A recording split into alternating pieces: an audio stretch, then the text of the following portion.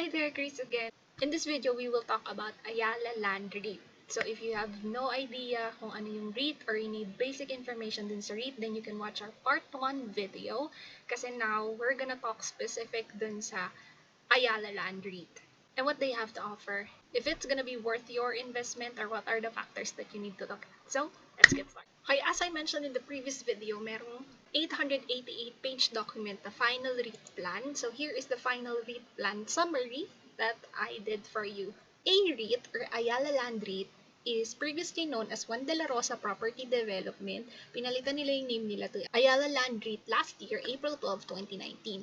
So ang Ayala Land REIT is a property that owns yung income-producing commercial portfolio. So, nagpaparent sila ng office, retail, hotel properties in the Philippines or anything that's similar to the investment model. So, yung firm share or yung offer share, ang presyo na ino-offer nila sa public is 27 pesos per share. Now, currently, yung breakdown ng shares is yung 44% ay Ayala Land Common Share, hawak ng Ayala Corporation or yung stock na AC. 54% are held publicly and then yung 22% are by foreign owners. Now, bakit sila nag-o-offer, bakit si Ayala Land REIT is nag-o-offer nito sa public? So, the main purpose is that yung makokolekta nila na anyone that will buy yung 27 pesos per share na yon or anything after that na malilikom nilang pondo is yung net proceed nun is if a-fund nila yung acquisition of a mixed-use development sa Cebu, which is the Teleperformance building in Cebu IT Park. So, doon nila gagamitin yung pera, doon nila i-invest.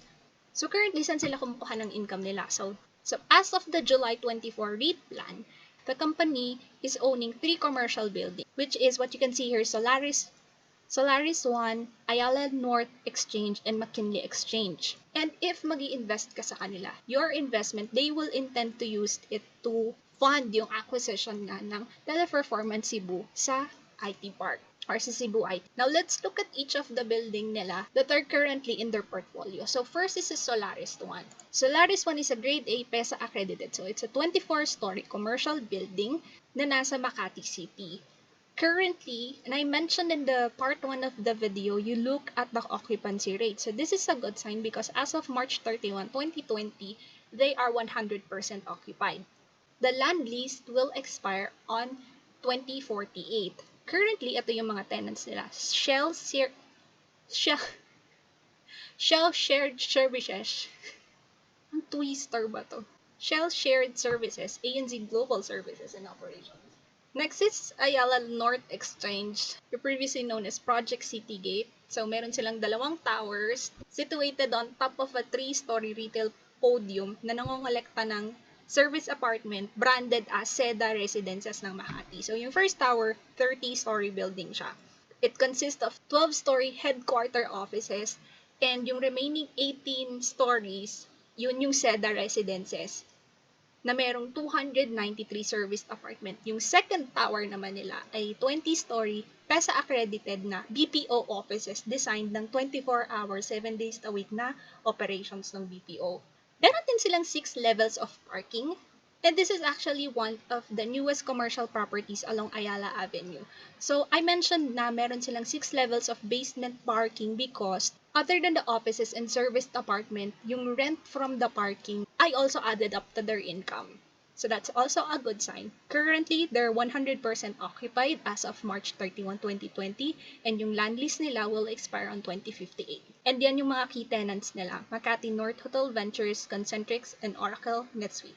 Next is McKinley Exchange. Ito naman is a 5-story PESA accredited mixed development located along McKinley Road, corner EDSA in Makati. Meron din siyang 2 basement level parking which is offering 120 parking slots that continues to benefit from a stable tenant base which is Telus International Philippines. So currently meron silang 98.4% occupancy rate as of March 31, 2020, and yung land lease nila would expire on 2054. So if you look at all 3, in terms of occupancy rate and in terms of yung mga key tenants na naka-occupy sa kanila, looks like they have a good set of property portfolio. So what do I like about AREIT? So here are the things that I like to help you decide. And later we would talk about kung ano yung mga risk factors for you to consider kasi nga Again, as you watch the first video, it's not guaranteed. While it looks good on paper, there are also risks that is involved. So I would share you the pros and cons, the positive, the advantage and disadvantage in investing in AREIT. But what I like about is the stable yield opportunities for gross revenue and net operating income growth. Kasi 'di ba yung dividends would come from 90% of the net income will be spread out as dividends. What I like about AREIT is that ano siya, so if you notice dun sa previous one, they're all grade A office property in the Philippines, located in the heart of the country's financial center, which is Makati. AREIT is also not subject to seasonality or other sales cycle kasi sabi nila, the rent term, yung rental term nila are fixed and uniformly applied across the lease terms. And additionally daw, yung lease nila is merong penalties in the event na yung tenant would do pre-termination of the lease. So meron silang in short stable cash flow and it will continue to help daw their company maintain and upgrade their properties. Number 2 is high quality properties with strong tenant demand and high level of tenancy renewal. So, my previous slide, pinakita ko sa inyo yung mga tenants niya. And so, what I like is that they have well-established commercial properties with quality tenant. Meron din silang long land lease. Diba? Merong, ito yung land lease expiring nila 2048, 2058, 2054. Which gives them the advantage of stable cash flow pa rin. The support of one of the Philippines' largest and more established property developer, which is Ayala Land. Ayala Land or stock code ALI, ang strength nila, they have a proven track record and strong brand reputation in its ability to develop quality real estate products. And another thing that I like, which a common stock which you would not get in a common stock, is that there is a distribution of a 90% of their company's distributable income given out as dividends. So, as it has, kasi adapted yun dun sa law ng Republic Act or the REIT law, also known as the REIT law, that the investors or the shareholders are entitled to receive at least 90% of the annual distributable income. Over the last 3 years, according to their REIT plan, what I like is that over the last 3 years, 85% of their prior year's distributable income to the shareholders were given. Tsaka, nakastipulate din doon na failure to distribute at least that 90% will subject their company to a 30-day income tax on the taxable net income defined in Chapter 4 titled the National Internal Revenue Code. Amended din dun sa REIT law. And then next, they have quality and diverse tenant base of top BPOs and corporate locators without any POGO. So if you have questions dun sa POGO, nandun din dun sa first video natin. And itong risk, medyo madami to and dadamihan natin kasi so ko ibigay sa inyo lahat ng risk involved. Lahat ng makikita nyo halos ngayon na you've probably watched videos din in YouTube talking about AREIT. It's all good story, but there are risks and there are a lot of risks stipulated in the final REIT plan ng AREIT which you should know, which is important that you should know before you invest your hard-earned money. So it's categorized into general, Philippine-related, property-related, and offer share-related. So yung first is, AREIT, general risk is that AREIT is highly dependent sa performance ng Philippine property market. So madaming factor that would fluctuate yung Philippine property market including supply and demand ng property, diba? Increase and decrease ng interest rate or decline ng value ng real estate in the Philippines may lead to downward revaluation ng property and if that happens, bababa yung rental rate. So, ang risk involved is to walang assurance that the Philippine property market will continue to do well. It is doing well, but there's no assurance that it will continue to do well because the global or the economic downturn that resulted from COVID-19 pandemic has resulted in economic slowdown, pansin nyo naman yun, and negative business sentiment. Another risk under general is the fund manager is said to be wholly owned by Ayala Land. Their fund manager, as of the date of the REIT plan, which is July 24, 2020, has previous experience in finance and other finance-related function, pero wala daw experience or no management experience with respect to REIT specifically. So that's another you can consider. While it's good that yung fund manager nila is may experience sa corporate finance and other finance-related function. And as I've said, since this is the first in the Philippines, their fund manager has had no management experience with respect to REIT specifically. Next risk under general is in the ordinary course of business na nagkaroon ng claim dispute between the fund manager, Ayala Land or Ayala Land REIT. So Ayala Land kasi is their sponsor. And then Ayala Land REIT or their manager or their leases or the business partner or the regulatory authorities such as the BIR brought against them, it's also a risk. Madaming companies na na-delay yung mga projects because nagkakaroon ng disagreement from different angles. So, that's also a risk that you need to consider. Well, it's not happening, well, it has not happened, and wala naman, they have very good relationship with each other, yung tenant, yung fund manager, yung property manager, yung leases, yung business partner, but we don't know what will happen in the future. Next is Philippine-related risk. And very obvious here is yung volatility ng value ng peso against US dollars and against other currencies. Syempre, it will affect the financial and capital markets that could affect din si REIT business. Another Philippine-related risk is our political instability here in the Philippines. So, tanong mo siguro how? So, yung Philippine Constitution provides that in times of national emergency, when the public interest so requires, the government may take over and direct the operation of any privately owned utility or business. Under Philippine-related risk, then is unforeseen shift in the Philippine economy could have a negative effect. So, what we're going through right now, so yung ongoing COVID-19 pandemic and the measures that's being done to mitigate that could have adverse effect dun sa property business or dun sa REIT business or dun sa nagre-rent sa kanila.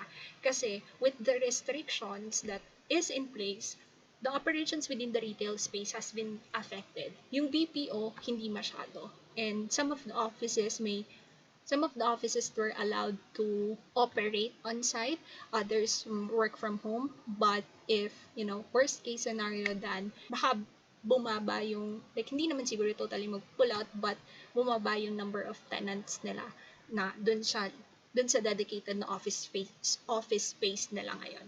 Next is property-related risk. First na napansin ko is that the AREIT does not own the land which Solaris Juan and Ayala North EDSA are situated. So, yung properties are situated dun sa land owned by other parties such as HLC Development Corp and Ayala Land Incorporated.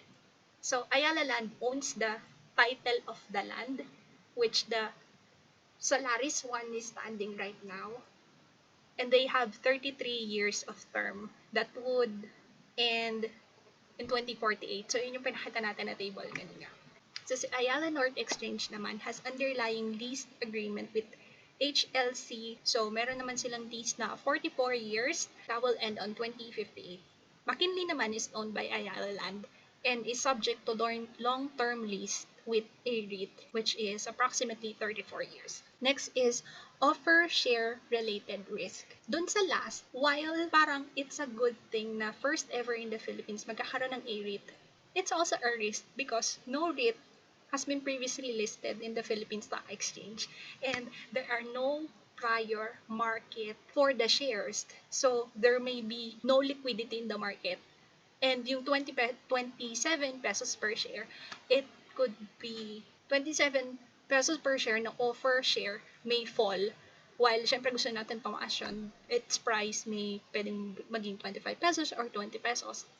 It's a risk that you also have to take. Also, the actual performance of the company and the property differs from a forward-looking statement. So, on the AREIT plan, nandun yung plano nila for 2021 and future forward-looking financial information. But the actual performance, we wouldn't know. Those are just projections. Now, some of the technicalities naman before we end are some timetables. So, yung retail offer period is from July 27 to August 3.